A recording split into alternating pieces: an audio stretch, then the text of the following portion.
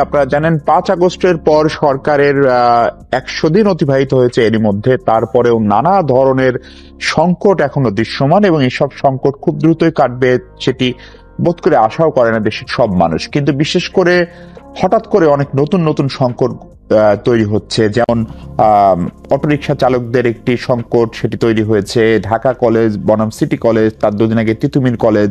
ফলে অ্যাডহক ভিত্তিতে অনেক সংকট সরকারকে সামাল দিতে হচ্ছে। এর সঙ্গে যুক্ত হচ্ছে রাজনৈতিক নানা সংকট, সেটি তো আছে, নির্বাচন থেকে শুরু করে বড় দলগুলোর ভিতরে আস্থা অনাস্থা, আওয়ামী লীগের রাজনীতির ভবিষ্যৎ, অনেক কিছু।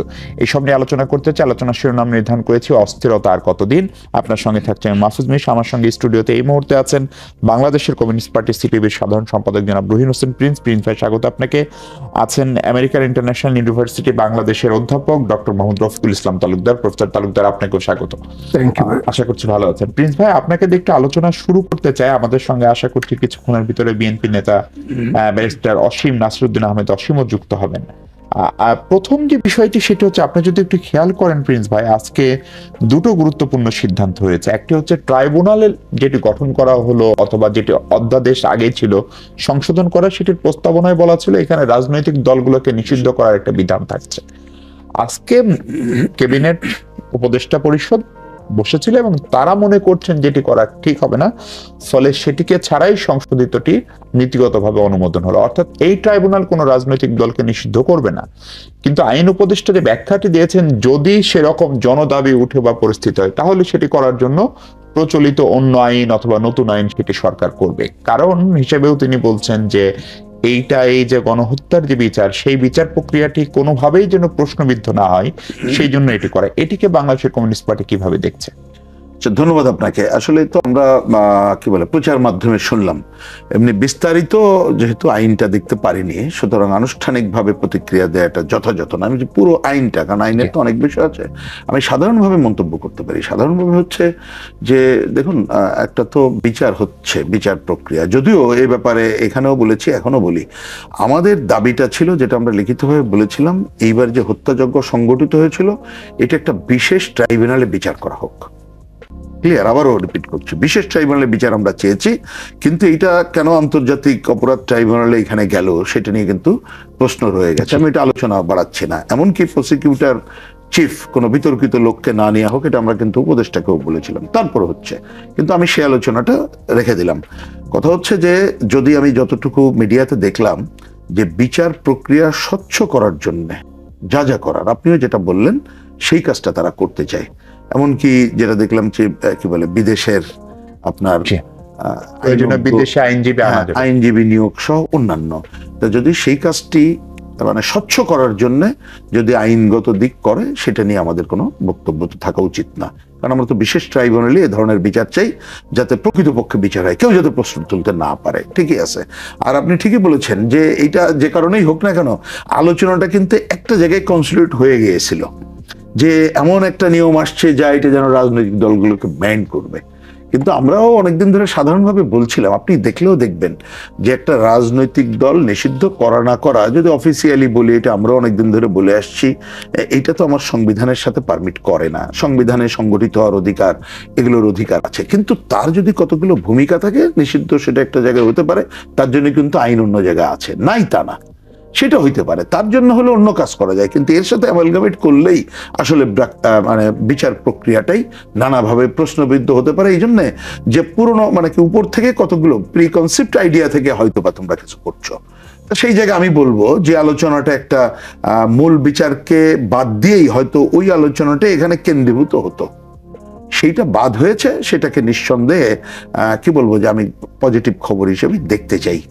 এবং ওই কথাটা আমরাও যতটুকু বুঝি কারেক্টই মনে করি যে আমাদের যেমন সংগঠিত হওয়ার অধিকারও আছে, কিন্তু কতগুলো বিষয় যদি আমাদের সংবিধান, দেশ মানা না মানা অন্য বিষয় থাকে, তাহলে এই সে যে দলই হোক না কেন তাকে নিষিদ্ধ করাবো, অন্য জায়গায় তো থাকতেই পারে।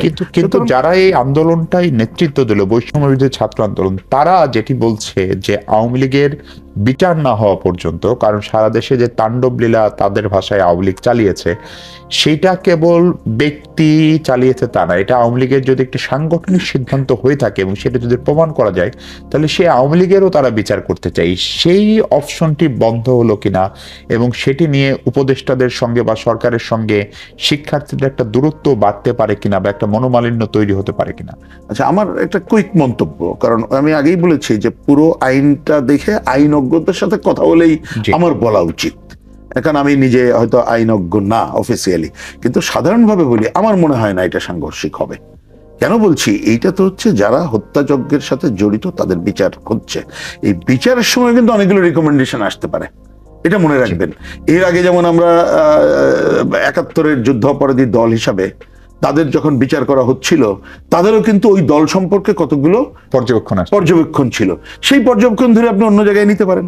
সুতরাং আমি ওইটার সাথে যদি দল কোনো অপরাধ করে সেই দল মাপ পেয়ে গেল এমন কোনো ঘটনা বলি আমার কাছে মনে হয় না যে এটা হচ্ছে, বরঞ্চ বিচার প্রক্রিয়া স্বচ্ছ ভালোভাবে হোক, সেটাই হচ্ছে আমাদের কথা। কারণ এইটাকে নিয়ে কোনো প্রশ্ন উত্থাপিত হোক সেটা চাই না, আবার অবশ্যই আমরা দ্রুততার সাথে বিচার কার্য সম্পন্ন চাই, সেটাই হচ্ছে প্রধান বিষয়। প্রফেসর রফিকুল ইসলাম তালুকদার, আপনি এই বিষয়টাকে কিভাবে দেখেন এবং এই বিচার প্রক্রিয়া, তার সঙ্গে সংস্কার, তার সঙ্গে নির্বাচন এবং এই তিনটাকে সাইমultaneously চালানো আসলে কতখানি সম্ভব? এবং ধরেন রাজনৈতিক দলগুলো, বিশেষ করে বড় রাজনৈতিক দল বিএনপি দ্রুততম সময়ে নির্বাচন চাই, শিক্ষার্থীরা তারা একটা মৌলিক সংস্কার করতে চায় এবং তারা বলছে যে এই অভ্যুত্থানের উদ্দেশ্য কেবল একটি নির্বাচন ছিল না, তারা একটা টেকসই সংস্কারও করতে চান।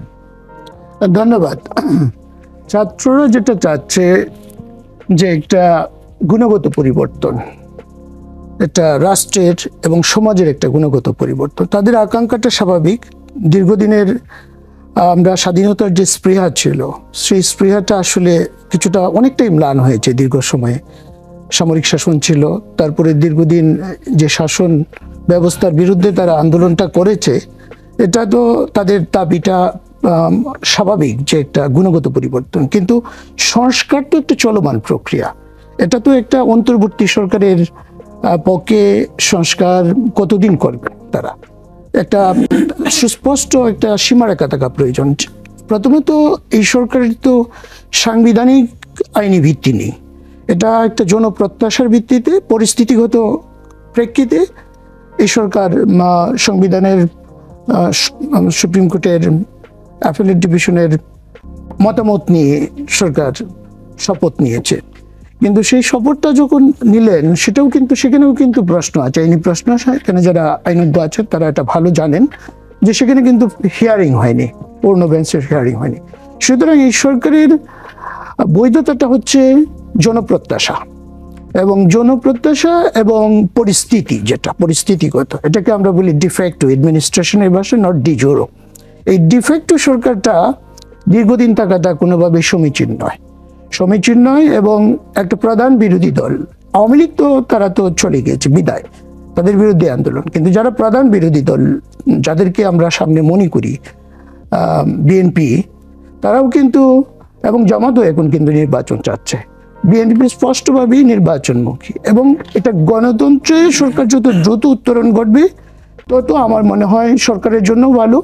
সরকার অসন্তোষ বাড়ছে, মানুষ কিন্তু দ্রব্যমূল্য এবং ইনফ্লেশনও যদি আপনি দেখেন, সেটা সরকারের ভাষায় হয়তো আপনি বলবেন 13% বা 15%, কিন্তু বাস্তবিক করতে আমরা যদি একাডেমিক্যালি দেখি এটা আসলে প্রকৃত অর্থে 20%-এরও বেশি ইনফ্লেশন। এর সাথে আছে আপনার বাজার সিন্ডিকেট, অন্যান্য বিষয়। কিন্তু মানুষ তো আসলে সাধারণ মানুষের কাছে তো সংস্কারটা মানুষ কতজন বোঝে?